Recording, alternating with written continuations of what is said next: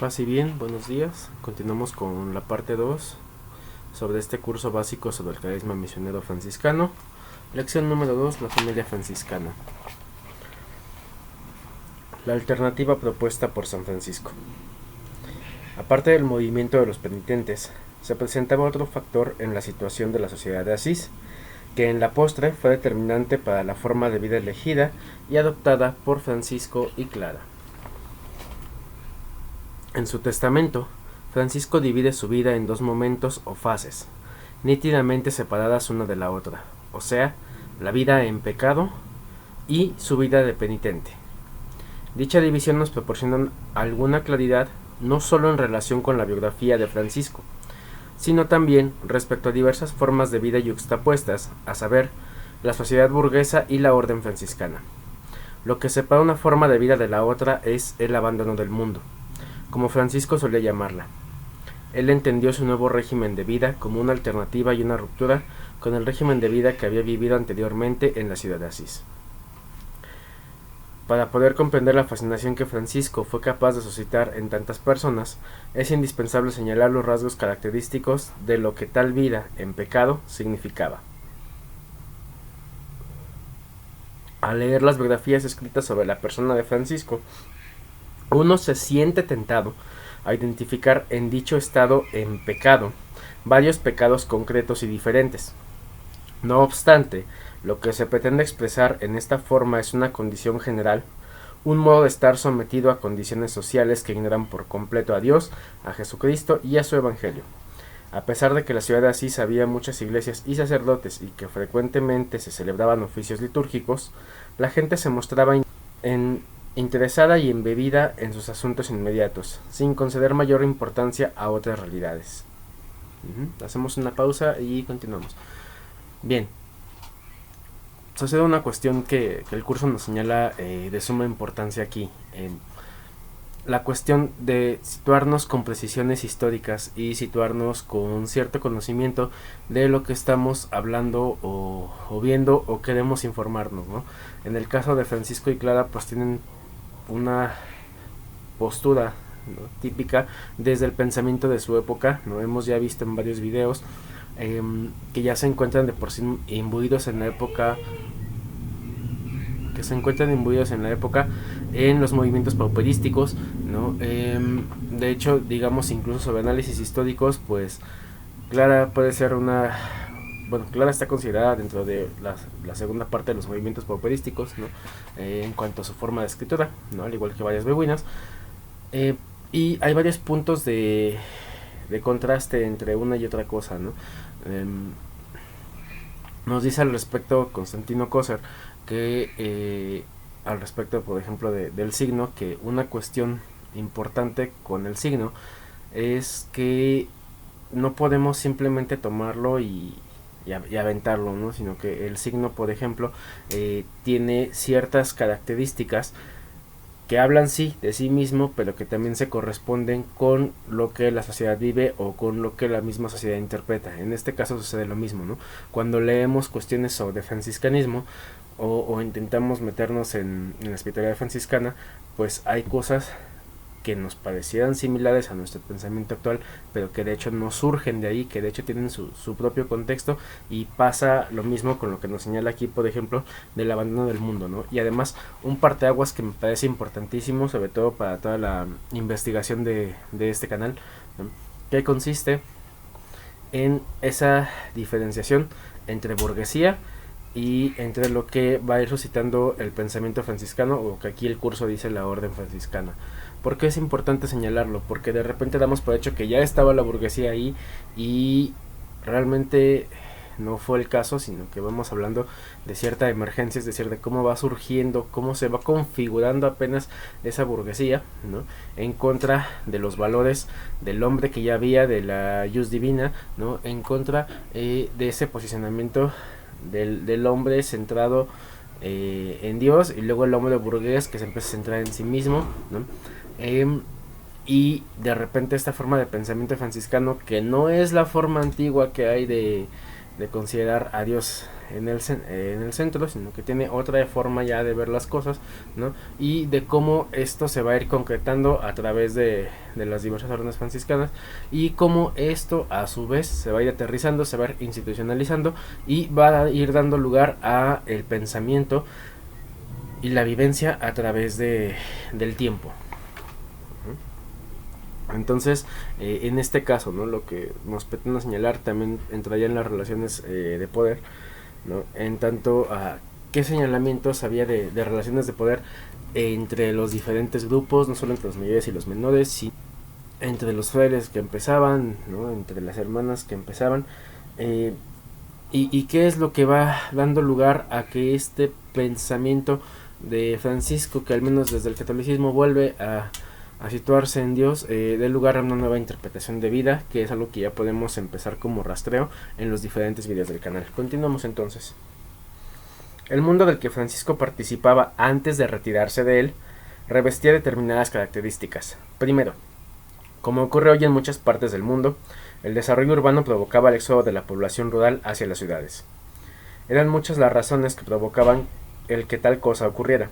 Inventos técnicos propios de la época, lo mismo que el florecimiento del comercio, contribuían al creciente prestigio de las ciudades, lo que se constituyó asimismo en factor determinante de la prosperidad que alcanzaban muchos miembros de la burguesía.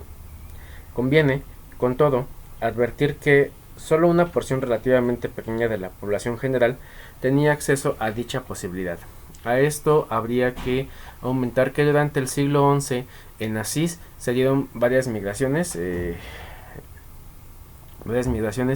de los vasallos de la gente de las diferentes ciudades, que intentaban buscar otra oportunidad y que de hecho se fueron yendo a establecer gremios, a empezar a establecer todo ese tipo de cuestiones. Hay bastante bibliografía al respecto que se las pondré al final del video para que puedan consultarlo.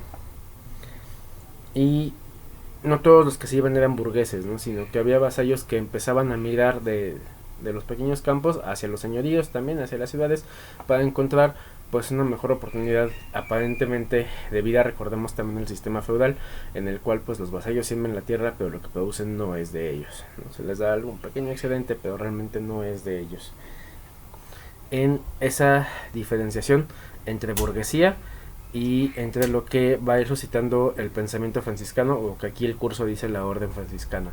¿Por qué es importante señalarlo? Porque de repente damos por hecho que ya estaba la burguesía ahí, y realmente no fue el caso, sino que vamos hablando de cierta emergencia, es decir, de cómo va surgiendo, cómo se va configurando apenas esa burguesía, ¿no? En contra de los valores del hombre que ya había, de la jus divina, ¿no? En contra de ese posicionamiento del hombre centrado en Dios, y luego el hombre burgués que se empieza a centrar en sí mismo, ¿no? Y de repente esta forma de pensamiento franciscano, que no es la forma antigua que hay de considerar a Dios en el centro, sino que tiene otra forma ya de ver las cosas, ¿no? Y de cómo esto se va a ir concretando a través de las diversas órdenes franciscanas, y cómo esto a su vez se va a ir aterrizando, se va a ir institucionalizando y va a ir dando lugar a el pensamiento y la vivencia a través del tiempo.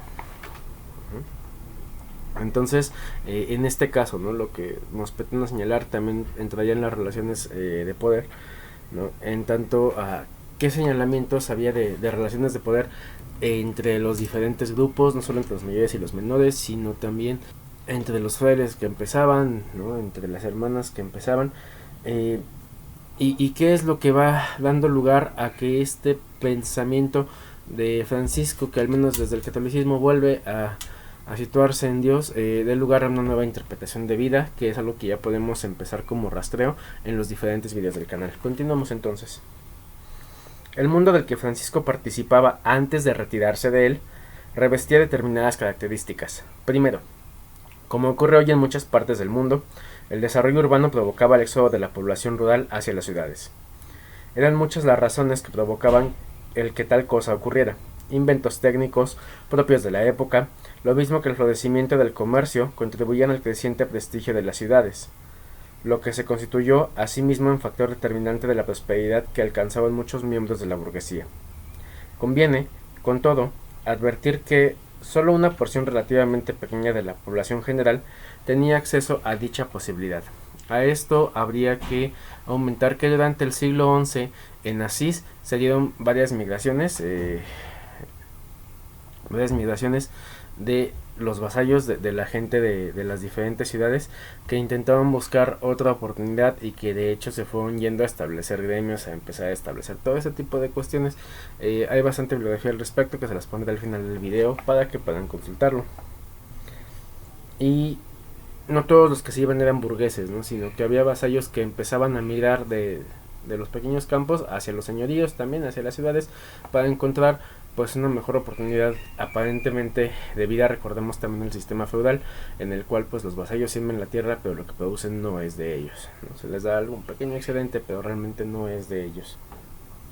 Segundo, la mayor parte de la población vivía al margen, percibiendo únicamente un mínimo indispensable para poder subsistir. Una inmensa muchedumbre padecía los rigores de la miseria y vivía en condición de penuria. Pero el más inhumano era el destino de los leprosos, forzados a vivir fuera de las ciudades. Su expulsión se realizaba incluso con solemnidad de un oficio litúrgico.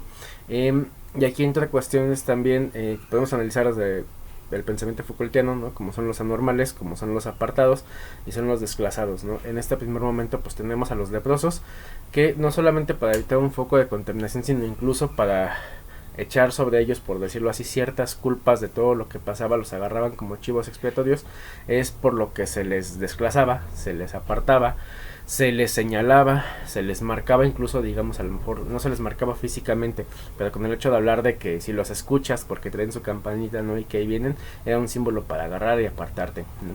Y esta es una cuestión bastante importante porque tendría que ver también con cómo rehacemos la sociedad actualmente, ¿no? Dado que también seguimos con esas funciones de señalar, desclasar, apartar, clasificar, marcar, ¿no? Y algunos autores dirían incluso exterminar, porque es diferente, porque es anormal, porque se le aparta totalmente. Y tenemos también la contraparte, ¿no? de ciertas minorías que se lanzan queriendo revertir los valores, ¿no? de lo que hay al menos actualmente, y viene un ataque que contrarresta todo y que es una pugna constante, que a lo mejor no viene en los tiempos de Francisco, pero que desde esta también podemos analizar, porque al menos el franciscanismo pues los va empezando a incluir y a regresar a esa cuestión de la dignidad humana que se empieza a plantear, por cierto, a partir de esta época, ¿no? Realmente si revisamos en documentos anteriores no hay como tal esa terminología como la entendemos actualmente de la dignidad humana, ¿no? Va tomando sus partes de hecho a partir de este pensamiento franciscano. Esta cuestión del separar desde el oficio litúrgico tiene bastante que ver, ¿no? Porque ya se señala políticamente, pero se señala también socialmente el cómo incluso Dios, ¿no? Que es el que da la justicia natural, los está separando, los está excluyendo, ¿no? Porque son una representación del mismo mal que aboga la ciudad. Entonces eso se mantiene por fuera de las murallas, por fuera de la ciudad, alejado, ¿no? Que no afecte esta constitución que tenemos. Y eso me llevaría a plantear la siguiente cuestión, al menos no desde la parte física, sino desde la parte que consideramos como virtual. ¿Qué tanto ubicamos, clasificamos y desclasamos desde la vida virtual, desde esta cuestión de la virtualidad, de las redes sociales, a otros grupos, y qué tanto los enajenamos de lo que debería ser perfecto, de lo que es digno de ser mostrado y de lo que de hecho no se muestra, ¿no? Eso ya es un pensamiento o una reflexión reciente a la que quisiera pues encauzar desde este punto en el que vamos. Bien, siguiente. El desarrollo de las ciudades estimulaba la autosuficiencia de los ricos, lo que provocaba al mismo tiempo un viraje de la sociedad. La vida social no estaba ya fundada en la posesión de la tierra, sino en la función que se desempeñaba dentro de la ciudad. No tenía ya su fundamento con los nobles, que en Asís se llamaban mayores, sino con el pueblo, conocidos en Asís como los menores.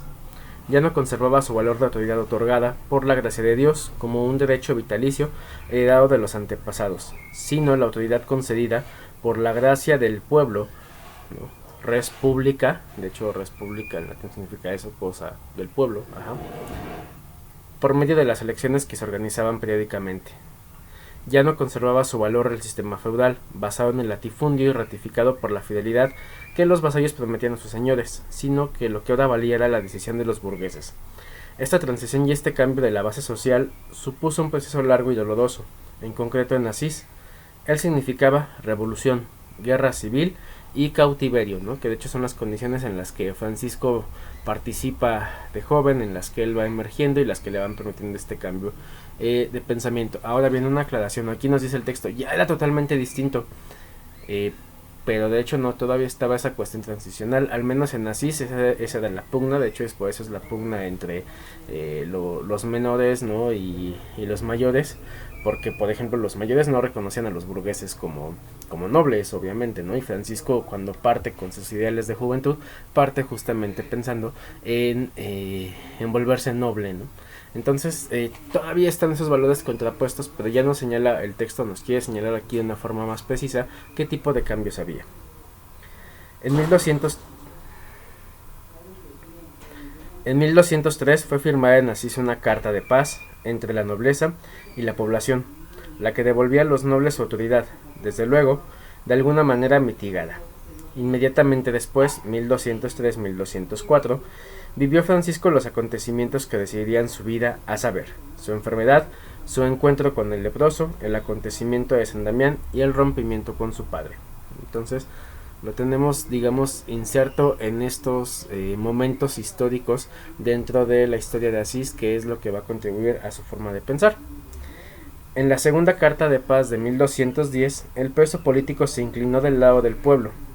Casi por el mismo tiempo, Francisco, acompañado de 11 compañeros, presentó al Papa su propia carta de paz que contenía la forma de vida que él y sus hermanos voluntariamente habían elegido. Confróntese con primera regla 2, 5, 7. Entonces, tenemos este desarrollo que se sigue pugnando, que se sigue haciendo al menos dentro de la ciudad de Asís, ¿no? Y dentro de varias ciudades de la Umbría, ¿no? Y tenemos esta cuestión que para cuando surge ya esta segunda carta de paz, ¿no? Que intenta reclamar, que intenta decir, Francisco ya está ejerciendo esa forma de vida con sus compañeros, intentando pues un acercamiento dentro de la misma iglesia. Misericordia. Francisco vincula su conversión a una experiencia muy concreta y única. Ve reflejada la miseria de su época en la cara destrozada de un leproso. Reconoce que de alguna manera Asís es una cultura de la inclemencia y que el sistema social en el que creció no se basa en el Evangelio. También que el mundo en el que se crió no se rige por la hermandad, sino por el dinero y el estatus, por el poder y la dominación de los ricos sobre los pobres. De esta manera, Francisco se distancia del mundo, ver Testamento del 1 al 5, y comienza con su cultura de la misericordia, y a señalar entonces ciertos puntos. Recordemos que ya he mencionado en videos anteriores en lo que consiste la palabra misericordia desde su vocablo, ¿no? Misericordis, ¿no? Cordis, este dedo, ¿no? El cordial, nos lleva, digamos, en una línea netamente hacia el corazón, ¿no? Desde ese punto, entonces, es el corazón, que lo que más tarde sea la voluntad, lo que guía todos los actos, ¿no? Entonces, apiádate desde el corazón, ¿no? De alguien, es lo que va a ir guiando, y lo que él va a encontrar como propuesta, o va a proponer desde su misma forma de vida, en contra de todos estos valores que ya se encontraban pues presentes, como es aquí del dinero, del estatus, ¿no? De esa burguesía que es lo que exige. Si consideramos, por ejemplo, el relato de El pobrecillo de Asís de Nikos Kazantzakis, hay una parte que me encanta mucho donde Francisco le dice a León, es que me encuentro sufriendo mucho, ¿no? Porque aún a pesar de los años no logro conciliarlos, ¿no? En mi interior se encuentran mi padre y mi madre. La voz de mi padre es, ve, lucha, posee, ten dinero, ten riquezas, acumula todo, ¿no? Tú eres el que tiene la razón. Y la voz de mi madre es sigilosa, ¿no? Tranquila y casi en voz en off me dice, sé compasivo, ¿no? Ayuda a tu hermano, refléjate en lo que ves, ¿no? Él es reflejo de Dios, ¿no? Conténtate con lo que tienes, vive tranquilo, ¿no? Entonces son condiciones juxtapuestas que digamos que Kazantzakis las toma como a nivel de introspección, pero desde un análisis de lo social, y en el caso de cómo nos estamos basando actualmente con Francisco, pues resulta lo mismo, ¿no? Él hace un análisis en su época, y sí, a través de su experiencia de vida, por supuesto que es con lo que empezamos cada quien a analizar, desde qué es lo que está sucediendo, desde cómo todo eso es pues negativo a lo que él quiere vivir, ¿no? A renunciar al estatus, a renunciar al dinero y a la dominación de unos sobre de otros para intentar vivir en un mundo que él considera entonces en paz y que es basado desde lo que guía el corazón, desde esta misericordia, ¿no? Y no lo encuentra en algo en concreto, nos dice el texto. Descubre al crucificado, entre comillas, y ve en él el ejército de los leprosos. Descubre el evangelio de los pobres y se mezcla con la gran masa de los mendigos y jornaleros, personas que van en busca del trabajo día tras día. Francisco descubre una iglesia fraternal y trata de vivirla en comunidad con los pobres y leprosos. Su ejemplo fue seguido en las 3 órdenes fundadas por él mismo. Este crucificado, como ya hemos dicho en otros textos anteriores, no es solamente una imagen, ¿no? No es una imagen en movimiento que se tiene mentalmente, sino que es que Francisco nota que así como está la cruz, digamos, vamos a decirlo en un lenguaje coloquial, así como está ese Cristo jodido, golpeado, atormentado, es un reflejo de las vivencias que él ve de por sí en la gente que ya encuentra, ¿no? Es un reflejo de los leprosos que son despreciados y desclasados, es un reflejo de los jornaleros que van buscando día a día el trabajo y que él identifica con el evangelio de que pues, el hijo del hombre no tiene en dónde localizar la cabeza, ¿no?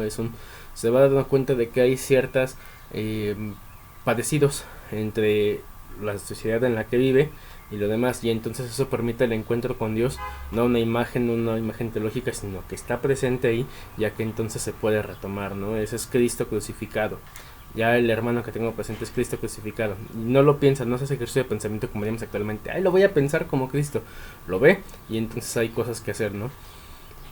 Igual en Kazantzakis hay un texto muy bueno que habla sobre esa tiene una visión horrorosa, ¿no? Francisco de joven, del un vagabundo que llega y le pide que le exige, ¿no? Que le dé de comer, que lo lave, que lo cambie, ¿no? Le muestre las llagas y le dice, a partir de ahora no te voy a dejar, ¿no? Voy a estar donde tú vayas, voy yo y voy a estar siempre contigo, ¿no? Y Francisco joven despierta y dice, bueno, ¿y qué es lo que pasó? ¿No? Y es eso.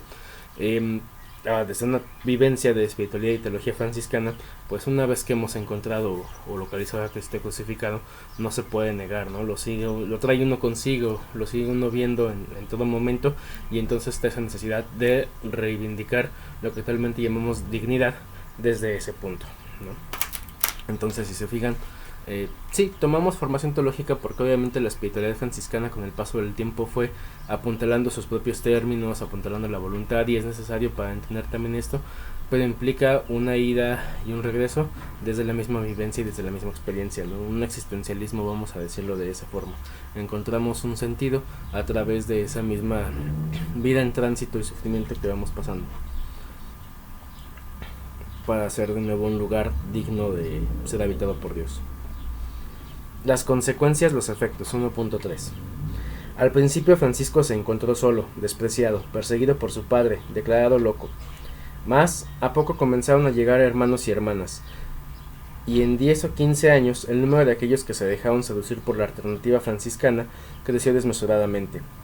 2 textos ilustran claramente el ascendiente que Francisco ejerció sobre los demás. Abro cita. Corrían a él hombres y mujeres. Los clérigos y los religiosos acudían presurosos para ver y oír al santo de Dios, que a todos les parecía hombre de otro mundo. Mucha gente del pueblo, nobles y plebeyos, clérigos y legos, tocados por divina inspiración, se llegaban a San Francisco, deseosos de militar siempre bajo su dirección y magisterio. Cual río caudaloso de gracia celestial empapaba el santo de Dios a todos ellos con el agua de sus carismas y adornaba con flores de virtudes el jardín de sus corazones. Magnífico operario aquel. Con solo que se proclame su forma de vida, su regla y doctrina contribuyen a que la Iglesia de Cristo se renueven los fieles de uno y otro sexo y triunfe la triple milicia de los que se han de salvar. A todos daba cada norma de vida y señalaba con acierto el camino de salvación según el estado de cada uno. Fin de cita, 1 de Celano 36-37. Pero más importante todavía que ese texto escrito en 1228 por el franciscano Tomás de Celano, resulta la narración de otro testigo ocular, de fuera, por cierto, Jacobo de Vitri, y nos parece tanto más valioso por tratarse de un personaje ajeno al movimiento franciscano que escribe en el año de 1216, contemporáneo a Francisco. Abro cita. He visto un gran número de hombres y mujeres que renunciaban a todos sus bienes y abandonaban el mundo por amor de Cristo. Los hermanos menores y las hermanas menores, como se les llama, Tanto el señor Papa como los cardenales sienten hacia ellos un gran aprecio. No les interesan para nada los valores y los bienes temporales. Alimentan, con todo, una única pasión a la que consagran sus esfuerzos: arrancar de las vanidades del mundo las almas que están en peligro para traerlas a sus filas. Y por la gracia divina han tenido ya grandes éxitos y han realizado numerosas conquistas. Quienes los escuchan decían a sus amigos: vengan, para que lo vean con sus propios ojos. De esta manera un auditorio llama e invita a otro. Esos hermanos viven de acuerdo con la forma de vida de la iglesia primitiva, de la que se escribió: la multitud de los fieles tienen un solo corazón y una sola alma. Hechos 4:32. Durante el día entran en las ciudades y aldeas dedicadas a la vida activa del apostolado. Por la noche vuelven a sus eremitorios o se retiran a la soledad de una vida contemplativa. Las mujeres conviven en algunos hospicios no lejos de las ciudades, no reciben ni aceptan donaciones, sino que viven del trabajo de sus manos, pero se afligen y se sienten muy molestas con la veneración que tanto clérigos como laicos les tributan por parecerles desmedida. Una vez al año, los hombres de esta orden se encuentran y reúnen en un lugar previamente convenido para alegrarse en el Señor y comer juntos, lo que les resulta altamente provechoso a todos. Valiéndose de la ayuda de consejeros rectos y virtuosos, redactan, promulgan y presentan para su aprobación al señor Papa santas instituciones, y luego se separan de nuevo por un año y se expanden por toda Lombardía, Toscana, Apulia y Sicilia. Fin de cita, Jacobo de Vitri, carta de 1216. Entonces tenemos ya aquí presentes dos testimonios de la época, ya sobre la experiencia de la vida de los primeros franciscanos, por decirlo de alguna forma. Y tenemos cuestiones igual que confrontar, ¿no? Dependiendo del texto. Volvamos a tener presente este esquema actual que les dije hace un momento, o que estoy mencionando, de la máquina de deseos, ¿no? Pensemos al sistema capitalista, al sistema actual, como una máquina que va produciendo constantemente deseos para ser consumidos, y pensemos al ser humano como una máquina deseante. Estamos hechos para desear, no podemos de hecho dejar de desear. El uso ya del deseo y su aplicación política, o sus implicaciones políticas, ya es otra cuestión a analizar. Ajá. Eso tiene sus principios, por cierto, en la fundamentación de la sociedad capitalista en tiempos de Francisco, ¿no? Entonces tenemos por una parte el deseo y tenemos por otra parte la espectacularidad, ¿no? La forma de vida que Francisco tomó y que después sus hermanos también, pues fue causando un cierto tipo de espectáculo, vamos a decirlo así, hacia lo que la gente veía. Por eso los veían como algo externo, como algo distinto, como algo incluso imposible de ver, quizás un sueño, ¿no? Y dice aquí, ¿no? El texto de Jacobo de Vitri, bueno, ellos les rendían bastante pleitesía porque, wow, prácticamente eres un santo, ¿no? Lo que estamos viendo aquí, cuando a la gente que se integraba esa forma de vida decía, no, yo no quiero verme de esta forma. Y empiezan entonces juegos de poder entre una y otra cuestión, ¿no? Y de esos juegos de poder asimétricos, ¿no?, se despiden hacia la actualidad diferentes formas de pensamiento, ¿no? Hay gente que dice, ay, es que originalmente vivían todos perfectos y todos bonitos, los hermanitos juntitos, ¿no? O sea, sin defectos, cuando realmente no es así. Esa es la imagen que queremos tomar y queremos consumir de lo que se nos presenta en los textos, pero los textos en ningún momento hablan de que no tuvieran ningún problema, ¿no? Jacobo de Vitri explica cómo viven, ¿no? Explica que los hermanos se reúnen, redactan de nuevo sus reglas, agregan reglas incluso para la convivencia, ¿no? Porque digamos en este primer momento del fervor hacia 1216 ya había demasiada gente, tanto del lado de Francisco como de Clara, ¿no? Pero no había una estructura institucional como tal hecha, y entonces las reglas se van modificando una y otra vez para adaptarse al número creciente de hermanos y a las realidades que además se van viviendo, ¿no? Porque así como se van creando las fraternidades, los conventos, ¿no? Los hospicios que dice donde viven las hermanas, que quieren vivir en un principio al igual que los hermanos, pero que las condiciones de la época no se los permiten, ¿no? Además de la formación también que tuvo Clara y de la cual hablaremos en su momento, todo eso se empieza a adecuar para tener ciertas normas de convivencia y empezar a darle entonces una institución. Ahora, igual no seamos ilusos ante eso, ¿no? A la institución, obviamente, o ese movimiento de institucionalización fue apoyado también por el papado.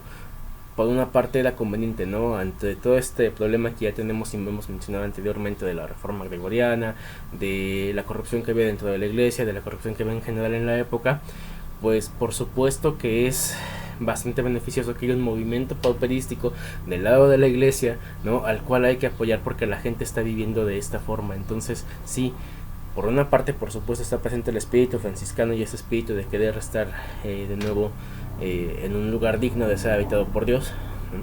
Pero por otra parte no se pueden quitar y no se pueden dejar de lado las cuestiones políticos sociales que son influenciadas del por qué se está apoyando este movimiento, ¿no? Y que todo eso entonces lo tenemos que traer a colación al presente para volver a pensar cómo llevamos justamente el movimiento actualmente, que ahora sí ya está institucionalizado después de 800 años, y que entonces qué es lo que nos está dando cuando parece ir en extinción, al menos desde la tercera orden.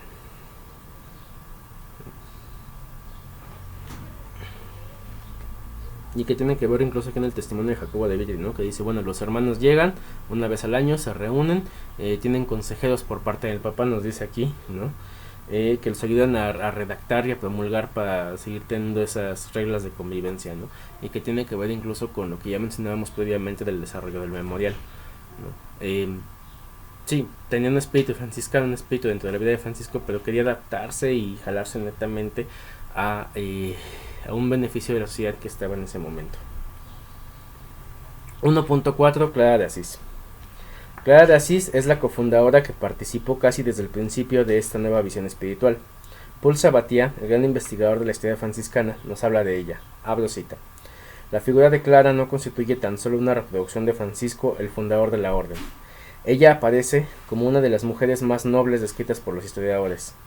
Se tiene la impresión de que, por humildad, ella se ocultaba y procuraba desaparecer entre bastidores. Sin embargo, tampoco sus contemporáneos supieron apreciarla en su justo valor.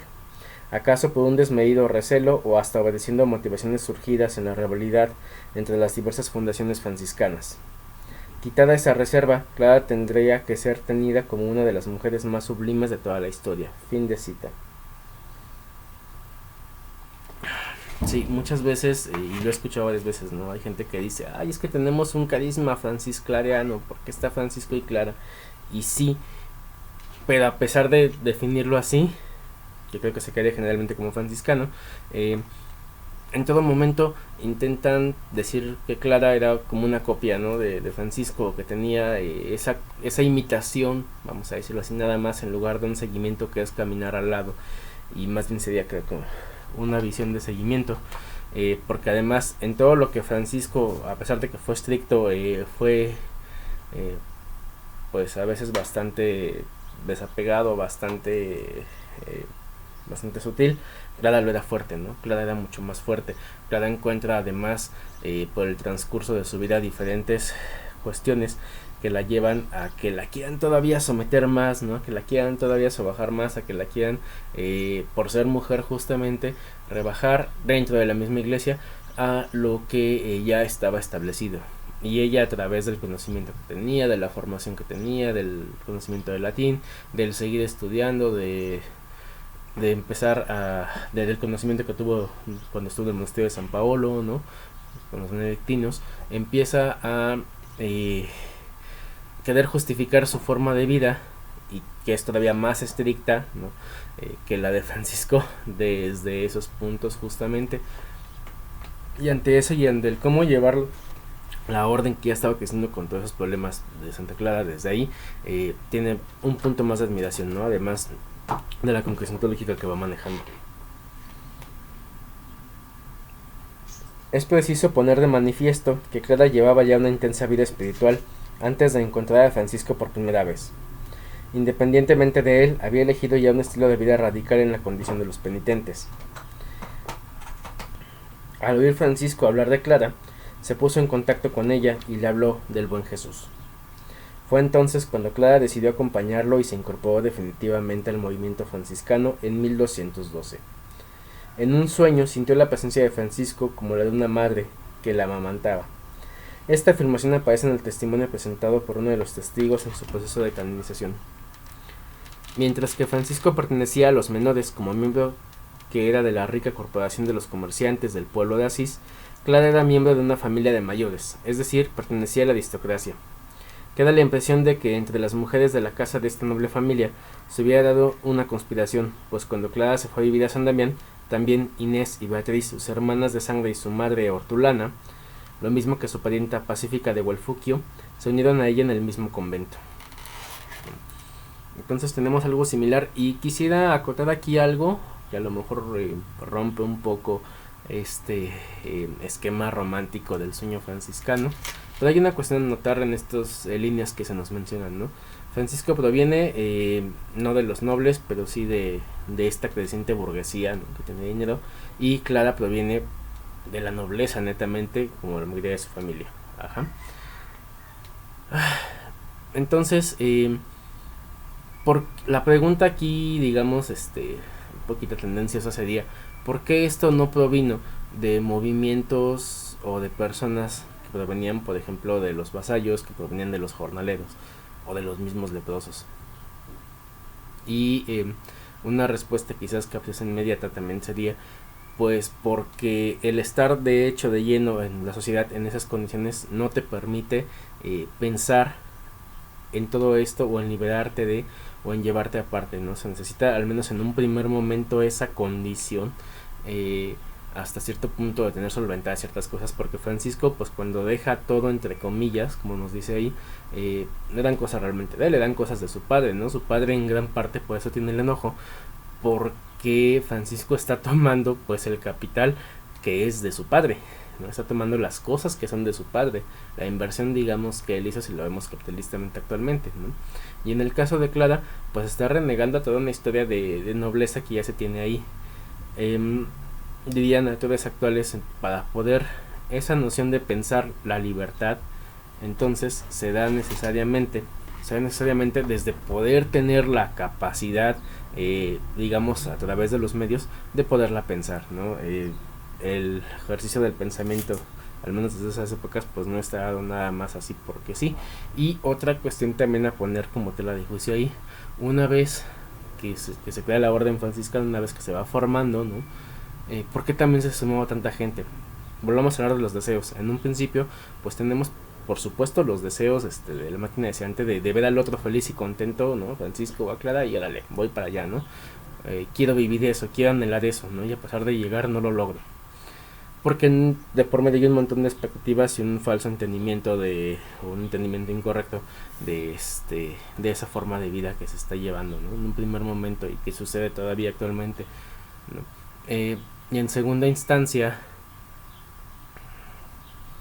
pues también cuestiones como de que había gente que se sumaba a la orden por liberarse de todo lo demás, ¿no? Porque claro, puedo vivir libre, y que de hecho es un problema que pasa actualmente en general con la vida consagrada, ¿no? La gente, no todos, aclaro, no es un todos, pero la gente en general que se agrega a una forma de vida religiosa, pues de repente a los 3 meses, por el modo de vida que llevan, se les olvida cómo es que funciona el mundo, ¿no?, de fuera, porque pues las necesidades básicas de las que todo mundo tenemos, que son pues tener que trabajar para comer, para mantener un techo, para subsistir, tener algo de ropa, se tienen cubiertas ya dentro de una orden, una institución religiosa actualmente. Entonces es muy fácil que se olvide y que se confundan ciertas cosas, ¿no? Y eso pues por supuesto que también pasaba en la época de Francisco. Sí había gente que se sumaba por este deseo de querer ser como, por este deseo incluso de querer tener esa felicidad, ¿no? Pero había gente también que se sumaba por querer liberarse de todo lo demás que ya tenían, o de sumarse, que fue lo que también con el tiempo pasó, por ejemplo, con los Fraticelli y con gente que venía de otros movimientos pauperísticos que también se sumaban. Ante eso, pues sí, como dicen algunos autores, fue necesario la intervención del cardenal Ugolino y de que se institucionalizaran las órdenes, que también acarreó otros problemas y otras consecuencias en su momento, ¿no? Pero entonces no es, ojo, ¿no? Porque todo esto no es tener nada más de estar viendo lo malo aparentemente, sino de tener todas estas cuestiones concretas que se iban creando entre cómo van sucediendo las cosas, y estos cambios sociales, y qué es lo que propician. ¿Por qué ver todo esto y alejarnos un poquito de la romantización? Porque actualmente tenemos problemas similares o peores, ¿no? Y una forma de entenderlos y solucionarlos, al menos desde este recorrido del ejercicio franciscano, pues proviene también de esos puntos de qué es lo que tenemos para confrontar y para analizar con la actualidad. Y cierro la cajita del supuesto que acabamos de lanzar como pregunta, ¿no? Regresamos entonces a la teología franciscana. Francisco escribió entonces una forma de vida para las hermanas menores, como se les llamó al principio por analogía con el nombre original de la primera orden. Posteriormente, sin embargo, recibieron el nombre de damas pobres de San Damián. Clara insertó en su regla el texto escrito por San Francisco. Abro cita. Al advertir el bienaventurado padre que de alguna manera abrigábamos un gran temor por la pobreza, el trabajo, el sufrimiento, la humillación y el desprecio del mundo, pero que realmente queríamos aceptar todas estas cosas como si fueran grandes placeres, él mismo, movido por su amor, escribió para nosotros una forma de vida en estos términos. Desde el momento en el que por inspiración divina ustedes se convirtieron en hijas y servidoras del Altísimo y Sumo Rey, el Padre del Cielo, y se desposaron con el Espíritu Santo, escogiendo una vida conforme a la perfección del Santo Evangelio, yo quiero, y prometo en mi propio nombre y el de mis hermanos, alimentar siempre para el bien de todas ustedes el mismo diligente cuidado y solicitud que tengo por ellos. Y él cumplió con toda fidelidad esta promesa durante todo el tiempo de su vida, y quiso que también sus hermanos la cumplieran. Esto viene en la regla de Santa Clara, 6 del 2 al 4. Y tenemos igual cuestiones que sacar ahí del texto, ¿no? Nos dice al principio de la cita, ¿no? de la redacción. Abrigábamos temor por la pobreza, el trabajo, el sufrimiento, la humillación y el desprecio del mundo. Claro, era esta cuestión del cambio, ¿no? De dónde venimos y este temor a qué es lo que estamos cambiando, ¿no? Pero también ese temor no solamente por los valores que se están cambiando, sino porque volvemos a analizar desde las cuestiones sociales. No estaba bien visto que las mujeres tuvieran esa libertad que tenían, por ejemplo, los hermanos menores en ese momento, ¿no? Que vivieran de esa forma, como una mujer iba a vivir católica, iba a vivir de esa forma, si ya había monasterios a los cuales entrar, a los cuales dar un dote para asegurar el que estuviera ahí, ¿no? Como una mujer iba a trabajar, como una mujer iba a vivir de su trabajo, ¿no? Como una mujer iba a padecer y dormir en esteras, ¿no? Respecto al sufrimiento o a la humillación incluso de que las consideran no ser mujeres porque están viviendo o queriendo vivir algo que socialmente en el momento no les corresponde, ¿no? Y entonces Francisco dice, bueno, yo me comprometo entonces a guiarlas, ¿no? A estar acompañándolas, a caminar a su lado en esta misma experiencia, ya que mis hermanos también después lo vayan haciendo, y a través de eso pues se funda lo que después sería integrado como un acompañamiento espiritual pedido netamente a la orden de los hermanos menores, ¿no? En esta cuestión de la espiritualidad en un principio, ¿no? Porque volvemos a lo mismo, la causa, el deseo frontal de ambos pues es la vida del Evangelio de Jesucristo, ¿no? Que ya está presente, vuelvo a insistir, en los valores de los movimientos papadísticos de la época, pero que en Francisco y Clara va tomando unas concreciones específicas de lo que después denominamos como franciscanismo, y que se entiende desde esta fidelidad no solamente a la orden, no solamente a Francisco, sino una fidelidad a la misma iglesia, ¿no? Desde esta cuestión de lo que se está prometiendo, tanto de Clara con Francisco como de Francisco para con Clara, porque se transforma, como ya hemos dicho, de algo que era personal, ¿no? De una relación incluso íntima personal entre Francisco y Clara a algo que ahorita ya abarca mucho más gente y da lugar a las órdenes. Continuamos. La forma de vida escogida por Clara era hasta entonces completamente desconocida en la iglesia. Ojo. A lo largo de varias décadas, Clara se vio precisada a luchar por su derecho de vivir esta forma de vida franciscana, muy particularmente en lo referente a su exigencia central, la pobreza absoluta, no tener dotes, no ser poseedoras de los conventos en los que habitan, nada, ¿no? Y es que resulta necesario tener presente que no era entonces costumbre ni estaba previsto en el derecho canónico que una comunidad de mujeres pudiera recibir la aprobación eclesiástica sin poseer bienes y sin poder, por tanto, asegurar los presupuestos materiales necesarios para la subsistencia, ¿no? Que es lo que se pide en la época, que es lo que después se institucionaliza, y ya con la institucionalización también vienen ciertos cambios que no quedó del todo como Clara lo estaba luchando, pero que Clara convirtió, vuelvo a decir, y en ese sentido es una voluntad más férrea que la de Francisco, toda su vida en una lucha por ese privilegio de la pobreza. Hay al respecto un artículo de Fernando Uribe, OFM, que habla justamente de toda esta evolución de la lucha que hizo Clara y toda la adaptación que hizo en la regla a través de su misma vivencia para con sus hermanas. Lo recomiendo bastante. Por tal razón, la Iglesia oficial se creía en la obligación de imponer a las hermanas una forma de vida pre-franciscana, monástica y benedictina. Y entramos entonces a estas luchas de poder. Tan solo luego de una lucha prolongada y decidida con la curia romana, Clara de Asís, que era una mujer muy docta y muy culta, su latín era clásico, conquistó el derecho de vivir el ideal franciscano con todo su rigor, sin mitigaciones de ninguna índole. ¿A qué se refiere con esta forma de vida prefranciscana? ¿No? A que querían encauzarlas. Bueno, Jacobo de Vitra aquí ya menciona que vivían en hospicios, ¿no? En lugares donde se quedaban, pero que querían convertir esos hospicios en conventos. Pero un convento, por el derecho canónico de la época, requería necesariamente un monasterio, más bien requería de una dote, ¿no? Y como la única regla que había para mujeres presente dar en ese momento la benedictina, pues entonces querían asociarla a todo eso, a todo ese tipo de cuestiones que ya estaban reglamentadas para unirlas de una manera más sencilla. Vuelvo a lo mismo, Clara estuvo luchando entonces por conservar netamente esa experiencia franciscana desde, porque no pudo hacer más, desde lo que la obligaban a ser acotada en toda esa forma de vida, ¿no? Al final de su vida lo logra, ¿no? Pero podemos analizar, como les digo en el texto de Uribe que menciono,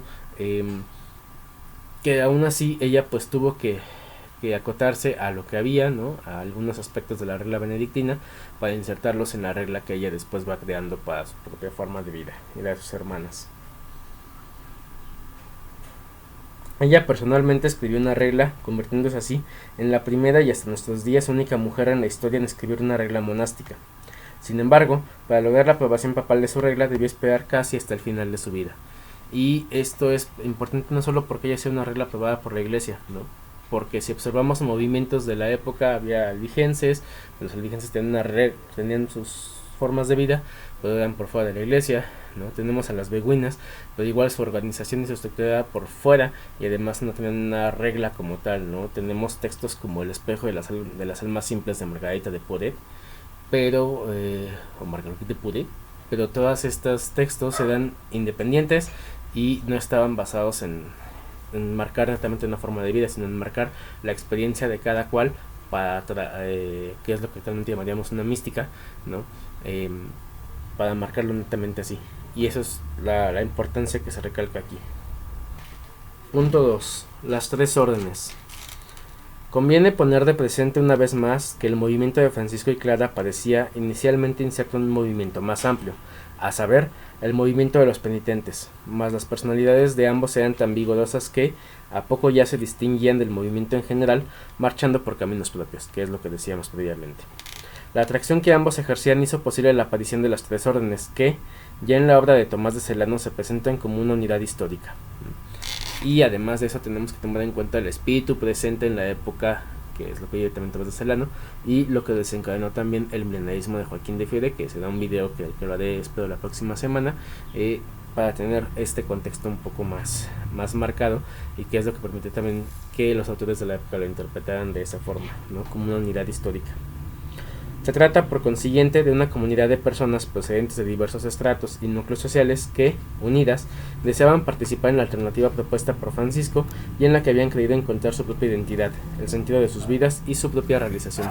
Entonces, otra vez, los mueven ciertos deseos, ¿no? Personales, como a todos, una máquina deseante, pero los van uniendo a través de la comunidad, que después se va a ir transformando en fraternidad bajo estos términos franciscanos, no en fraternidad entendida como se entiende en su mayoría actualmente, gracias a la Ilustración. No es la concepción de la fraternidad franciscana de la época. Y que ahora sí, ya para ese entonces ya no viene solamente de los burgueses o de los nobles, sino que ya se está aceptando y conformando a través de hermanos y hermanas de toda procedencia, digamos, social. Abro cita, fueron muchos los que quisieron abandonar los cuidados del mundo para llegar al conocimiento de sí mismos en la vida y en la escuela de santidad del Santo Padre Francisco, marchando hacia el amor de Dios y su culto. Fin de cita, Primera de Celano 37. Enseguida vamos a procurar señalar los rasgos característicos de las tres órdenes. Entonces, ¿qué es lo que promueve el movimiento franciscano en la época según sus autores? Vamos a ver. La tercera orden franciscana, 2.1. Si consideramos el movimiento de los penitentes como punto de partida de Francisco y Clara, podremos llegar en línea recta hasta la orden franciscana de la penitencia, como se llamó inicialmente la tercera orden. Sin que puedan considerarse estrictamente como derivaciones, las otras dos órdenes sí son, por lo menos, condensaciones de la orden de la penitencia. Entonces, esta orden franciscana de la penitencia, ¿no? Que es lo que originalmente quería vivir Clara y lo que pues, empezó a vivir Francisco, ¿no? De ahí nacen, por la necesidad de la época, de la clericalización y de todo lo demás, la primera orden, ¿no? Y de la evolución pues de la misma vida de Francisco, y la segunda orden, ¿no? En tanto que tienen que mujeres asociarse y tienen que estar en esta lucha constante por la forma de vida que quieren llevar. Y sin embargo, a pesar de eso, continúa el espíritu de los penitentes presente, que es el espíritu inicial de Francisco, ahí en esto que se llamaría la orden de la penitencia, que después sería la tercera orden. Desde muy temprano, la fascinación en la persona de Francisco provocaba, acarreó múltiples consecuencias para la misma orden de penitencia. Probablemente fue Grequio el lugar de nacimiento de la tercera orden de San Francisco. Sería este un detalle irrelevante si no tuviéramos bien presente que fue allí donde se celebró por primera vez la fiesta del pesebre, la revelación de la religión de la encarnación, en el sentido de este curso. En cierta ocasión, Francisco declaraba, abro cita, entre las grandes ciudades no fueron muchas las que se convirtieron a penitencia como Grequio, que no es más que una pequeña ciudad-castillo, ¿no? Como en un lugar insignificante, ¿no? Y viene esta comparación, bueno, fin de cita, como en un lugar que parece insignificante, ¿no? En una pequeña ciudad, comparando otra vez esta cuestión de los valores franciscanos en lo que es nada, se funda de repente esta visión, ¿no? Que lo que actualmente consideramos como el nacimiento de la representación del nacimiento, la representación de la encarnación, y que eso motiva a la gente a quererse sumar de lleno a esta orden de la penitencia. Y el relato prosigue, abro cita, pues en muchas ocasiones cuando los hermanos cantaban las alabanzas a Dios, tal como solían hacerlo en muchos lugares, entonces el pueblo de la ciudad, grandes y chicos, salían de sus casas y se reunían en el camino fuera del pueblo y respondían en alta voz a los hermanos, sea alabado el nombre del Señor, nuestro Dios. Incluso los niños pequeños que escasamente sabían hablar alababan a Dios como podían, cada vez que encontraban a los hermanos. Fin de cita, colección de Pedusa 74, ¿no? Por cierto, también a través de este texto de la colección de Pedusa son textos que son desarrollados posteriormente a la muerte de Francisco, pero por esta corriente de hermanos que querían seguir viviendo apegados al ideal primitivo franciscano, que después se le denominará como espirituales, ¿no? Y que pues obviamente intentan encarnar o llevar presente, ¿no? Tangible estos valores de su vivencia primitiva franciscana ante una sociedad que ya está pidiendo o exigiendo el que estén institucionalizados. Entonces, pues, al tener en cuenta eso, podemos analizar el texto de otra forma, ¿no? Por supuesto que estaban los valores, que estaba ese deseo incesante de cambiar, de vivir esa alegría, de vivir esa forma de vida, pero también nos presenta ya que entonces los hermanos para ese tiempo ya reflejaban esa vida y esos valores, o es lo que al menos el texto pretende decir, ¿no? Y que la gente quería sumarse por vivir justamente esos valores. Se alude aquí, desde luego, a la tercera orden, convertidos, que volvían a practicar su fe y contar con Dios en la cotidianidad de sus vidas. Al reconocer a Dios, daban testimonio de que Él era el Señor de sus vidas. Aquí como dice, nuestro Dios, ¿no? O sea, nuestro en ese sentido de pertenencia, ¿no? Recordemos los valores franciscanos también, está el sentido del Señor como sumo rey, ¿no? Como el rey, y es un valor netamente metido en la sociedad feudal, ¿no? El rey que es el dueño de sus siervos, ¿no? Y sus siervos que son pertenencia de, ¿no? Entonces es el sentido de esta fidelidad también presente aquí, ¿no? Él era el Señor de sus vidas, adorándolo y rindiéndole honor en sus casas. Y es lo que se pasa actualmente en la vida franciscana, y es lo que muchas veces se olvida. Decimos, sí, qué bonito en el tiempo de Francisco, porque era así, porque había ciertos imaginarios, porque esto, pero ahorita que ya no vivimos feudalmente, pues bye, ¿no? Y pues si se quiere vivir realmente una vida franciscana, había que tener esa revaloración de las condiciones de vida. Hay gente que dice, no podemos vivir actualmente igual que en ese tiempo, quizás sí, pero habría que entonces que revalorar qué valores y qué cuestiones son las que se van llevando hacia la integración de la propia vida a través de esa formación franciscana. Esta era la expresión comúnmente usada para referirse a la forma original de esta orden, ¿no? El reconocer a Dios en sus vidas. En otras palabras, se trataba de personas que procuraban vivir su fe en todas sus familias, en sus profesiones y que en medio de sus quehaceres dentro de la sociedad. Ahora, esto pues obviamente lleva a Francisco también a pensar, a analizar y a ver qué es lo que estaba pasando con toda esta gente y cómo podían vivir esa forma de vida sin dejarlo todo, porque pues si ya tienes hijos, si ya tienes, ¿no? Una familia que mantener, pues por supuesto que no los puedes dejar para irte a vivir esa forma de vida, que de hecho ya estaba pasando también en la época, ¿no? Y que por eso se tienen que adaptar otras normas para prohibir este tipo de cuestiones. Francisco dio una especie de regla a este grupo de seguidores, conocida como la Carta a los Fieles. La historia de esta carta resulta interesante, por el hecho de que existen dos versiones. La primera redacción, en el fondo, no es más que una exhortación a la penitencia, ¿no? Y la segunda redacción, que sería un no KTF, 2 KTF, aparece enriquecida con la recomendación de actitudes fundamentales de la vida espiritual y con orientaciones concretas. ¿Por qué dos redacciones entonces? Quizás un primer borrador y quizás a través de lo que se fue difundiendo, recordemos que difundían las cartas, la copia de las cartas, el notar ahora qué valores son los que se recomiendan netamente ante ese ensayo y error que se fue escribiendo, ¿no? Sí, la segunda redacción aparece enriquecida con la recomendación de actitudes fundamentales de la vida espiritual y con orientaciones concretas. No olvidemos que la vida espiritual en aquel entonces también se entendía como esa vida presente, ¿no? Constante, no como ahorita que decimos espiritual y lo separamos y lo echamos por el tapo sudanos sin aterrizarlo en la realidad, cuando era un aterrizaje netamente en la realidad de cómo vamos guiados a través de ello. Las dos cartas poseen la riqueza tanto en el sentido teológico como espiritual de una impresionante introducción. Piensas en el prólogo del Evangelio de San Juan. En la primera lección de nuestro curso destacábamos ya la importancia capital de esta significativa pieza para la recta comprensión e interpretación de la vocación franciscana. Ya hemos aludido al memorial o estatuto no escrito por Francisco, pero que estaba destinado a regular los aspectos organizativos y jurídicos de la vida franciscana. Volvemos a hacer lo mismo con la lucha entre la Iglesia y estas relaciones de poder, ¿no? Que siempre están presentes. Dicho estatuto poseía y sigue poseyendo gran importancia, por cuanto contiene, como afirmación central, la obligación de rehusarse a la prestación del servicio militar. En este punto se pone de manifiesto la fuerza subversiva de la Orden Tercera, que se mantiene viva hasta nuestros días, ¿no? Y entonces, otra vez, algunos puntos a cuestionar. ¿Qué realmente queremos vivir con la Orden? ¿Qué valores se encarnan realmente? Y que tomar en cuenta que esa encarnación y esa espiritualidad parte desde lo que somos, parte desde una vivencia política dentro de la misma sociedad. No podemos quitarnos de ahí. Como reflexión personal, no presentaría, si alguien se define como franciscano y está de acuerdo con el vida del Evangelio, de acuerdo a la forma de vida que lleva, sea de las tres órdenes, no debería de apegarse a algún partido político, ¿no? Puesto que los partidos políticos tienen otros valores distintos, aunque haya partidos políticos que se declaran católicos, ¿no?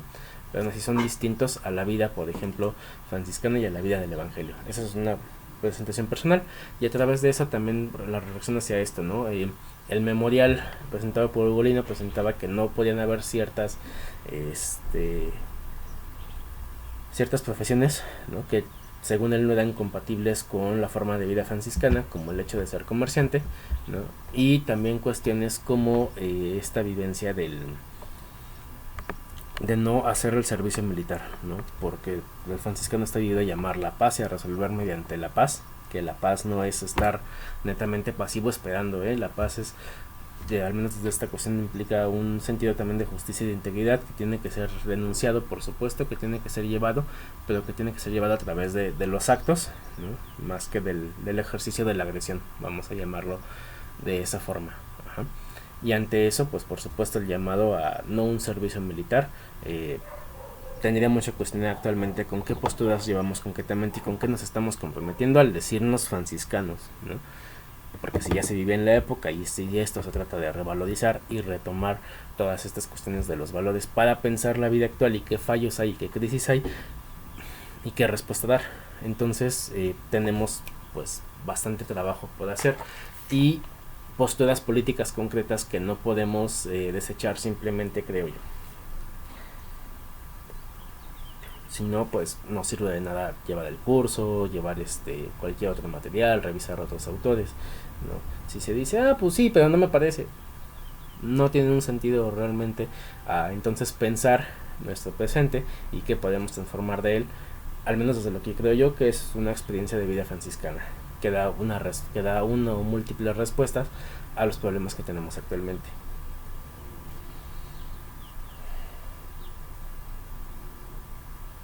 Y que por supuesto tener en cuenta esto, ¿no?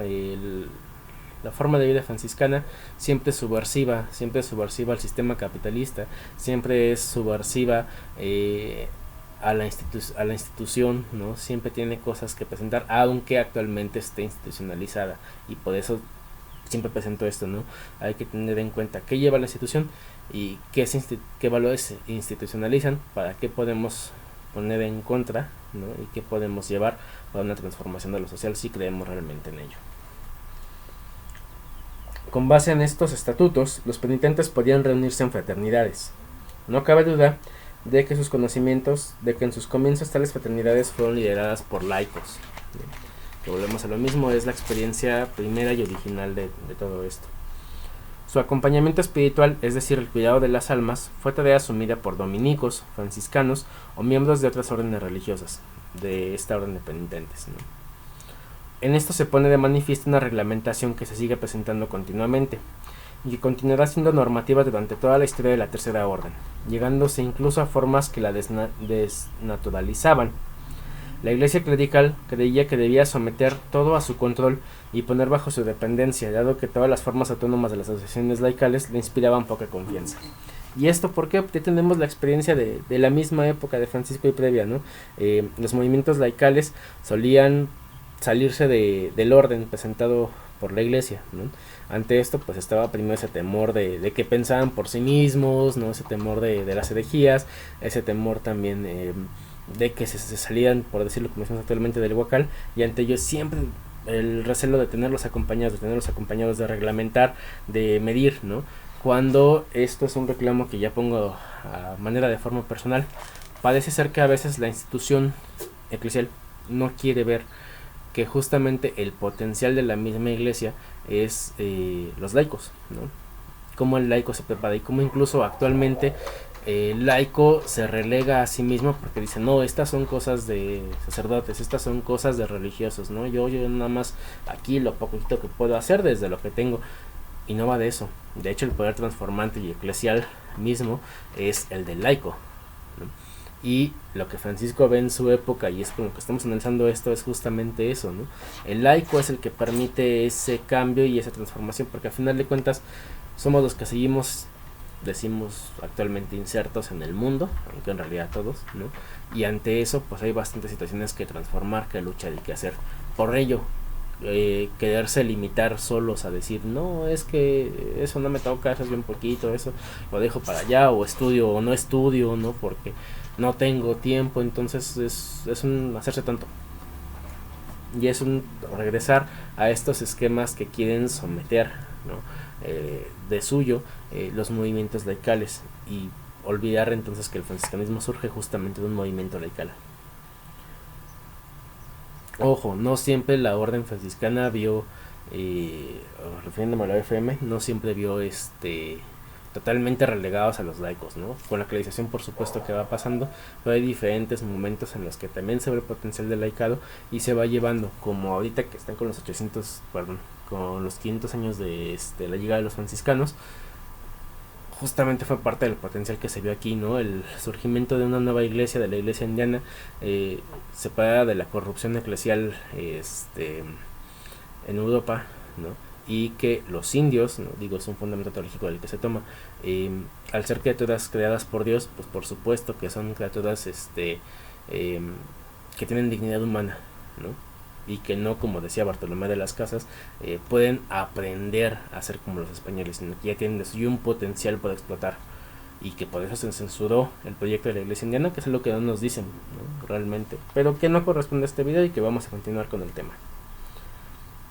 En 1289 el memorial fue sustituido por la regla del Papa Nicolás IV, franciscano FM, quien puso todo el movimiento de los penitentes bajo la jurisdicción de la orden franciscana, ¿no? O sea, ante la iglesia quiere tomar, vamos sí a blindarlo, pero a blindarlo específicamente desde la UFM.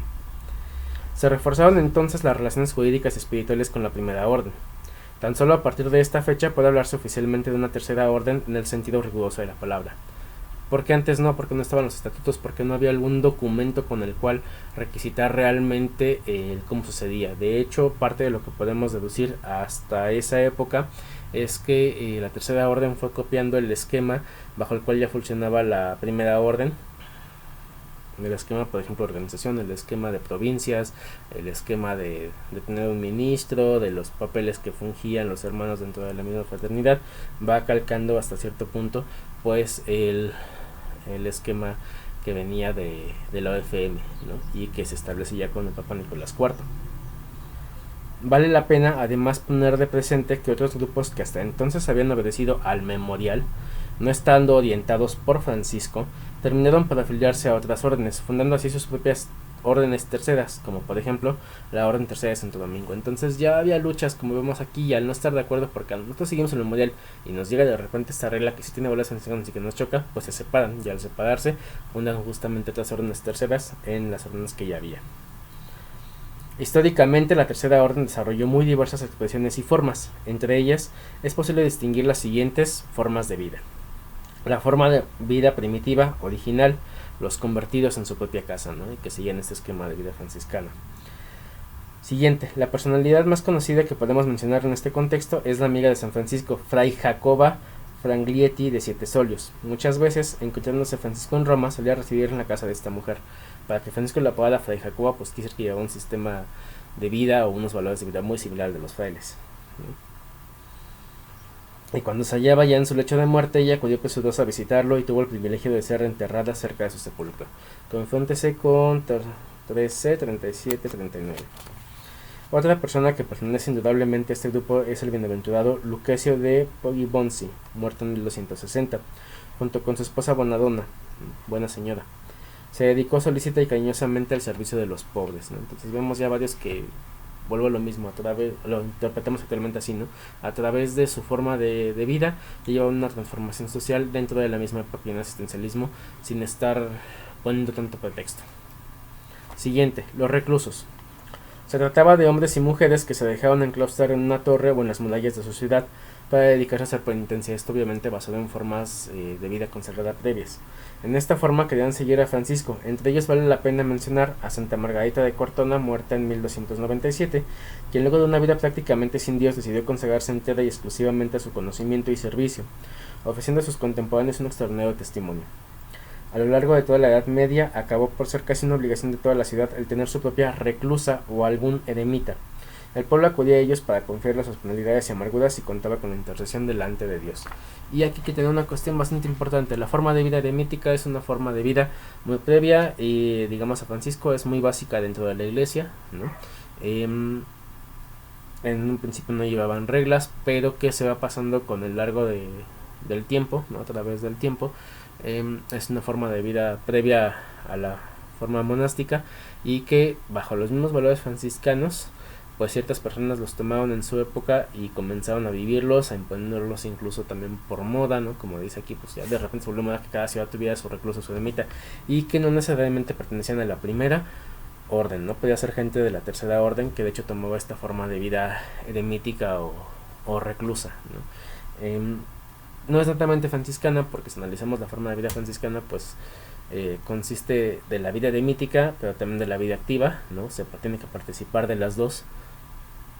Pero pues fueron formas de vida que también se quisieron inspirar en ciertos valores franciscanos, ¿no? Para ejecutarlos desde estas formas de vida que ya son tradicionales dentro de la misma iglesia.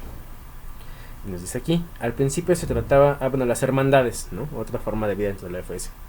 Al principio se trataba de mujeres que se unían espontáneamente para llevar una vida en común. Se les conoció con diversos nombres, como por ejemplo la Colecta o las Hermanas del Bosque, etc. En sus comienzos no tuvieron el propósito de seguir la espiritualidad franciscana, es decir, otras formas de vida que ya estaban ahí y que se comienzan a sumar, en este caso hermandades de mujeres, a adaptarse a la regla franciscana de la Tercera Orden porque les permite ciertas libertades. Entre ellas, las beguinas terminaron por someterse al control eclesiástico, acatando las disposiciones de la resolución de Viena en 1311 a 1312, y adoptando la regla de la Orden Tercera. Con el tiempo se vieron compelidas a admitir la clausura, lo que equivale en otras palabras a adoptar una forma de vida monástica rigurosa. Muchas hermandades que existen en nuestros días tuvieron un origen muy parecido. Algunas siguen obedeciendo la expresión de la clausura o con el paso del tiempo se fueron transformando en congregaciones, ¿no? ¿Y qué es lo que sucede? Y volvemos a tener presente esta cuestión de de las reglas y el poder que había en aquel tiempo y que sigue hasta la fecha, ¿no? Como les digo, todo el tiempo estaba bajo el escrutinio de la iglesia, todo el tiempo intentaba someterse, ¿no? Este tipo de formas de vida, y esta es una forma de hacerlo. A través justamente de la regla de la tercera orden se empiezan a adaptar otras formas de vida que en un principio o eran aparte o surgen después hacia las congregaciones, como el caso de las HFIC, que a pesar de que llevan una clausura, que es lo que la iglesia impone con el tiempo, se ven más libres en cuanto a lo que tienen y a los bienes que poseen desde la regla de la tercera orden, ¿no? Y eso, como opinión personal, parece bastante tramposo. En las épocas surgieron y permitieron hacer un bien, pero actualmente habría que cuestionar si realmente siguen haciendo un bien o si se aprovechan de todas esas cuestiones que permite la regla como excepciones, ¿no? Y seguimos. La orden masculina regular, vamos a decir qué pasó aquí. Las comunidades masculinas, no obstante tener idéntico origen, no corrieron la misma suerte. Siguieron ciertamente la regla de la orden tercera, pero en lugar de adoptar la clausura, se fueron adaptando a la forma de vida de la primera orden. ¿Qué ha pasado? Dicha forma, que recibió su correspondiente aprobación eclesiástica en 1323, continúa hoy como una especie de cuarta orden franciscana masculina, bajo la dirección de su propio ministro general, que es la tercera orden regular, TOR, ¿no? O OSF, orden, ¿no? Y tenemos estos casos entonces, ¿no? Vuelvo a lo mismo, se van adaptando y tienen más libertades. Habría que pensar, ¿por qué entonces no se asociaron a la primera orden? ¿Por qué no se asociaron a la orden de las hermanas pobres, ¿no? En sus orígenes ya nos explica aquí, bueno, las obligan a acatarse, a unirse dentro de la misma iglesia y les van dando esta forma y después se adaptan. Y tampoco intentaron salir de ahí, entonces vuelvo a la misma pregunta del por qué, ¿no? Que sería una cuestión que tendríamos actualmente que presentar. Las congregaciones. Todavía en los siglos XV y XVI, muchas mujeres que se reunían por motivaciones religiosas para atender a distintas necesidades sociales, enfermos, enseñanza, educación, etc., no podían vivir simplemente el estilo de vida que ellas mismas habían elegido, y estamos hablando del siglo XVI, sin tener que someterse al control de las autoridades eclesiásticas. El derecho canónico las obligaba a retornar a la clausura. Tan solo en el siglo XVII surgieron esporádicamente congregaciones, es decir, comunidades animadas de objetivos apostólicos que asumieron compromisos y tareas sociales en el espíritu de San Francisco. En el siglo XIX se produjo incluso una explosión de tales comunidades. Frente a tal gran diversidad de formas de vida, resulta inevitable preguntarse si realmente sigue habiendo entre ellas un denominador común. Y es lo que decía ahorita, ¿no? O sea, sí, de repente la historia permite que surja esto, vamos a acotarlo un poco más, justamente a través de la separación de la ciencia y religión, a través de la separación del siglo de las luces, ¿no? De esta cuestión de que quieren anteponer la razón, ¿no? Que es el nuevo mito que se inventa a través del capitalismo para justificarse. Viene esta cuestión, ¿no? Ya no se les pelea el que sean de cómo van a vivir mujeres como en la época de Clara, ¿no? Aparte es que quién lleva esta forma de vida así, ¿no? Por los peligros que corren, si no es ¿y por qué una mujer va, aunque tenga el capital, por ejemplo, para poner un hospital, ¿no? Para cuidar a enfermos, para tener asistencia a niños de la calle, ¿no? ¿Por qué una mujer va a hacer esto, no? No lo puede hacer sola, a menos, si lo quiere hacer dentro de la iglesia, a menos que se acote a estas cuestiones, ¿no? Y van surgiendo justamente las congregaciones, que volvemos a lo mismo, en un principio, como dice el texto, se asocian a través de la regla de la tercera orden, porque les permite ciertas libertades, pero muchas veces ni siquiera lo hacen bajo ese presupuesto de vida franciscana, sino lo hacen porque les permiten esas libertades. Y como dice aquí, hay que preguntarse si realmente tienen ese denominador común o ya de plano están bajo otras cuestiones, o se aprovechan incluso de los detalles que el derecho canónico da a la regla de la tercera orden. Conviene advertir que cada una de estas expresiones franciscanas llegó efectivamente a realizar cosas sumamente importantes en el curso de la historia, claro, en sus orígenes, vamos a decirlo así. De ellas surgieron numerosas iniciativas, innumerables personalidades dieron testimonio de su fuerza y de su vitalidad. Muchas imprimieron su impronta en el ambiente de una ciudad, en determinada región, en todo un país. Pero a pesar de todo esto, sucedió que con el correr del tiempo terminaron por apartarse unas de otras en lugar de reunirse. Y como consecuencia inevitable, una buena parte de su fuerza vital se perdió en sus disputas intestinas. Las otras dos formas actuales de la tercera orden franciscana celar son las siguientes. Esas, digamos, fueron a través del tiempo y actualmente como está. La tercera orden regular, TOR. Pertenecen a esta orden 22 congregaciones masculinas y 382 congregaciones femeninas, como también algunos institutos que poseen la misma regla en común. Esta regla, que es una versión de la regla de la tercera orden, fue aprobada por el Papa Juan Pablo II el día 8 de diciembre de 1982. Súper reciente. Tanto por el tenor de su texto como por su espíritu, esta regla parece mucho más franciscana que cualquier otra de las que las han precedido. Entre las congregaciones hay algunas que siguen siendo autónomas y que por tanto confirman una asociación bastante abierta sin compromiso. Se hacen miembros los 3 votos, sus miembros hacen los 3 votos y que ya son parte, digamos, como ley de la iglesia. Ajá. Y profesan una forma de vida fundada en los consejos evangélicos, es decir, en la pobreza, en la obediencia y en el celibato. Por consiguiente, la razón de su organización se encuentra más cercana de la primera y de la segunda orden que de la tercera orden secular propiamente dicha. Existen también todavía una serie de conventos femeninos que observan clausura rigurosa y pertenecen a la tercera orden regular. En varios países la sigla más frecuente utilizada por ellas es la OSF, Orden de San Francisco, ¿no?, para diferenciarlas de la TOR. Y otra vez vuelvo con la pregunta que el texto mencionaba más o menos, ¿no? Habría que preguntarnos, ¿tiene realmente una injerencia, una validez actualmente? ¿Qué motivos siguen, ¿no?, a través de ello, ¿no? Por supuesto que no es querer limitar el carisma, sino es preguntarnos qué servicio hay, qué ha pasado a través de la institución y por supuesto, como vemos ahorita con la OFS, qué ha pasado también con la institución a partir de ahí, con los que pertenecemos, por ejemplo, a ella, y qué resolución se da, o si realmente está sirviendo dentro del carisma franciscano o se ha apartado de eso, ¿no? Porque pues llega a pasar con el tiempo y actualmente con la pandemia, que ha servido de pretexto para muchas cosas, también han surgido ciertas problemáticas o terminaron de salir a relucir y que entonces implican un cuestionamiento de todo esto que está pasando y de que si se quiere regresar a la vida franciscana, cómo se pretende un retorno o una retransformación de estos valores que estaban presentes y que dieron lugar a toda esta historia. La tercera orden seglar, OFS. En sus comienzos, esta orden de penitentes gozaba de una gran importancia dentro de la sociedad civil, pero en el curso de los tiempos acabó por no ser más que una fraternidad piadosa. Se fue apagando, se fue acotando y se fue apagando. En cierta época del siglo XIX, el Papa León XIII abrigaba muchas expectativas respecto de la tercera orden secular, a la que dio con este propósito una nueva regla. De acuerdo con la opinión normativa de León XIII, esta orden de San Francisco debería reflejar no solo la esencia espiritual de la Iglesia y de la vida pública, volvemos al potencial de los laicos, sino que debería constituirse también en el portador y genuino instrumento del mensaje socioético de la Iglesia, para que de esta manera combatir y derrotar las ideas del marxismo de la época.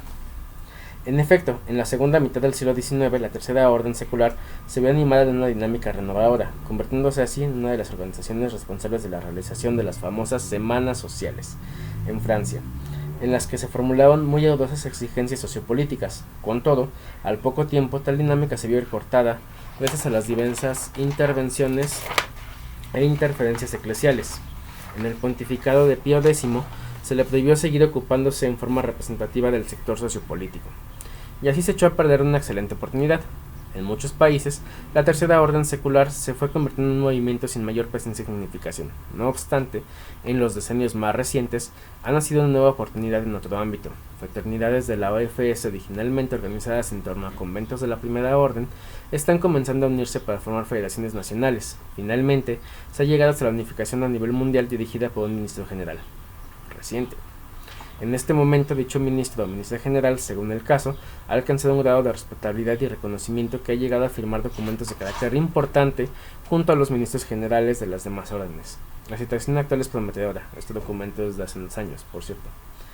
En nuestra época ha vuelto a florecer la oportunidad efectiva de que la religión de la encarnación, descubierta y promulgada por Francisco y Clara, sea promovida en todos los sectores seculares. Para este fin, la nueva regla significará también una decisiva contribución a este propósito, ya que difiere sustancialmente de todas las reglas anteriores. Hasta nuestros días, las fraternidades todavía se sentían comprometidas con el memorial, o sea, la regla aprobada por el Papa Nicolás IV.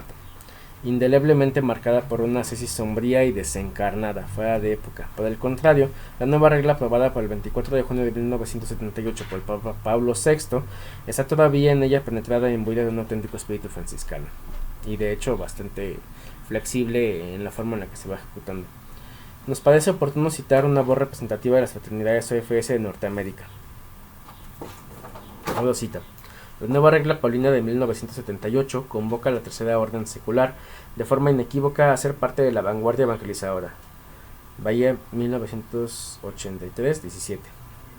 Junto con las otras ramas de la familia franciscana, además de los numerosos aspectos de la misión que ella comparte con los franciscanos y franciscanas de las distintas órdenes, es decir, la exigencia de anunciar el reino de Dios por medio del testimonio personal y comunitario. La Tercera Orden Secular tiene todavía, junto con los demás movimientos laicales, una misión que cumplir, a saber, la renovación de la orden secular en el mundo. Decreto sobre el apostolado de los laicos. Este empeño en su renovación constituye el fermento que pone el corazón y el espíritu de Cristo en la cotidianidad de los hombres y mujeres que viven en el mundo. Al concentrarse en sectores de actividades apostólicas, se empeñan en imprimirles una impronta franciscana. Entre estos apostolados específicos es necesario mencionar el sagrado estado de la familia, el trabajo como un don recibido, capaz de dar todo su valor al crecimiento y mejoramiento de la humanidad, el compromiso de la vanguardia por medio de iniciativas audaces en pro de la justicia, la paz y la conservación de la naturaleza. En suma, el conjunto de toda la creación animada o inanimada para protegerla y conservarla. Y con esto pues dejaríamos el video en este momento para terminar de analizar algunas cuestiones sobre la Tercera Orden. Todavía nos faltaría analizar la evolución de la Primera Orden y de la Segunda Orden para llegar a la familia franciscana, lo que quedaría para un tercer video. Y al respecto, ¿no? Otra vez vuelvo a poner cuestionamientos aquí. El texto nos dice, bueno, han habido excelentes oportunidades para lanzar el laicado y de repente se ven frustradas. La pregunta sería entonces, ¿ustedes por qué piensan que se han visto frustradas esas opciones? ¿Por qué se ven frustradas actualmente? Como puntos igual a llevar ahí, presentaría dos cuestiones. La primera, a través de la historia de la iglesia, como hemos visto ahorita, hay mucha desconfianza en los movimientos laicales y en el momento en el que ellos empiezan a dar resultados, se opaca. Y eso los invito a leer la historia de la iglesia, van a darse cuenta de que de hecho sí sucede. En el momento que dan ciertos resultados sociales, va para abajo, pum, adiós, ¿no? Al momento que sale este texto, pues en el 2004, o esta segunda reimpresión, se tienen muchos aspectos por analizar respecto a la orden franciscana secular, muchas expectativas. Actualmente pues estamos en 2024, prácticamente 20 años después de que se escribió este texto, y creo que las expectativas han bajado bastante. Y habría que preguntarse por qué, y habría quizás que poner de suyo y de frente, o que cuestionar, qué es lo que quiero poner yo aquí, o aportar esta cuestión. Caímos de nuevo muy rápido en la institucionalización, ¿no? Sí, la regla aprobada por el Papa Pablo VI es muy buena, tiene bastantes detalles para sacar, es bastante flexible sobre cómo se maneja, ¿no? Y concreta en lo que pide, en lo que se exige. Sin embargo, entran varios factores, entre ellos cuento los siguientes. 1. No se ha sabido entender esta institucionalización, ¿no? 2. Sigue ese lastre que está con el tiempo, de que hay gente que lo quiere reducir a una fraternidad piadosa, de que hay gente que se quiere quedar nada más con ciertas prácticas, sin entender realmente ni ese texto, ni estudiar algunos otros textos franciscanos, y pues por supuesto mucho menos de qué va la espiritualidad franciscana. 3. Hay gente que sigue pensando que la espiritualidad franciscana se queda específicamente en un ideal, en sueños, no en un romanticismo, como esa película muy sonsa de Hermano Sol y Hermana Luna, ¿no? Y que eso es el franciscanismo, ¿no? Cuando se olvidan totalmente de una mirada del mundo y la integración social. 4. El movimiento ultra rápido y vertiginoso que tenemos actualmente en el mundo de los contenidos como este que estoy intentando aprovechar, de la virtualidad, de las cosas, de tener tantos contenidos por consumir, hace que la gente en general